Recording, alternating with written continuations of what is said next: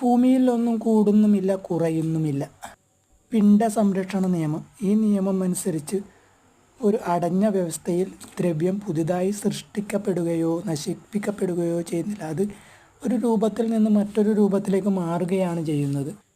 ഭൂമിയിലെ മിക്കവാറും എല്ലാ പ്രവർത്തനങ്ങളും ഈ തത്വം ശരിയാണ്. ഉദാഹരണത്തിന്, വെള്ളം നീരാവിയാകുന്നു, മേഘങ്ങളാകുന്നു, മഴയായി പെയ്യുന്നു, പുഴകളിലൂടെ ഒഴുകി കടലിലെത്തുന്നു.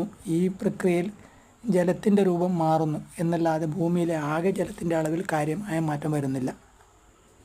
കാർബൺ ചക്രം. സസ്യങ്ങൾ അന്തരീക്ഷത്തിലെ കാർബൺ ഡയോക്സൈഡ് ഉപയോഗിച്ച് ഭക്ഷണം നിർമ്മിക്കുന്നു. ജീവികൾ അത് കഴിക്കുന്നു. ശ്വസനത്തിലൂടെയും വിഘടനത്തിലൂടെയും കാർബൺ വീണ്ടും അന്തരീക്ഷത്തിലോ മണ്ണിലോ എത്തുന്നു. കാർബണിൻ്റെ സ്ഥാനം മാറുന്നു, രൂപം മാറുന്നു, പക്ഷേ ആകെ അളവ് സ്ഥിരമായി നിൽക്കും.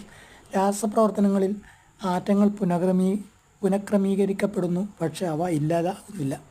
ചില സൂക്ഷ്മമായ മാറ്റങ്ങളുണ്ട്. ഭൂമിയെ പൂർണ്ണമായും ഒരടഞ്ഞ വ്യവസ്ഥയായി കണക്കാക്കാൻ കഴിയില്ല. പുറത്തു നിന്നുള്ള വരവ്, ബഹിരാകാശത്ത് നിന്ന് ഉൽക്കകളും കോസ്മിക് പൊടിപടലങ്ങളും നിരന്തരം ഭൂമിയിലേക്ക് പതിക്കുന്നുണ്ട്. ഇത് ഭൂമിയുടെ പിണ്ഡത്തിന് വളരെ ചെറിയ വർധനവ് ഉണ്ടാക്കുന്നു.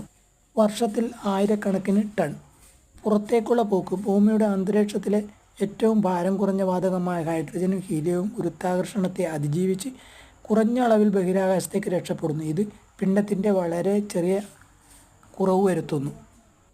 ഊർജത്തിൻ്റെ കാര്യത്തിൽ ഇത് പൂർണ്ണമായും ശരിയല്ല. ഭൂമിക്ക് സൂര്യനിൽ നിന്ന് ധാരാളം ഊർജ്ജം ലഭിക്കുന്നുണ്ട്. അതുപോലെ ഭൂമി താപോർജ്ജം ബഹിരാകാശത്തേക്ക് പുറത്തുവിടുന്നുമുണ്ട്. ഊർജ്ജ സംരക്ഷണ നിയമം ബാധകമാണെങ്കിലും ഭൂമിയിലെ ആകെ ഊർജ്ജത്തിൻ്റെ അളവ് സ്ഥിരമല്ല. ഒരു പ്രവാഹമാണ് നടക്കുന്നത്. ഭൂമിയിലൊന്നും കുറയുന്നില്ല, കൂടുന്നില്ല എന്ന പ്രസ്താവന ഭൂമിയിലെ ദ്രവ്യത്തിൻ്റെ അളവിനെ സംബന്ധിച്ചിടത്തോളം പ്രായോഗിക തലത്തിൽ ഏറെക്കുറെ ശരിയാണ്.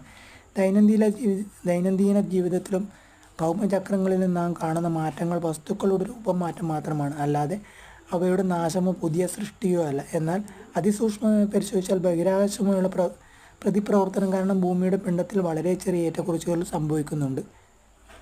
എങ്കിലും ഭൂമിയിലെ സംഭവങ്ങളെയും പരിസ്ഥിതിയെയും കുറിച്ച് ചിന്തിക്കുമ്പോൾ ഈ ആശയം വളരെ പ്രധാനപ്പെട്ടതാണ്.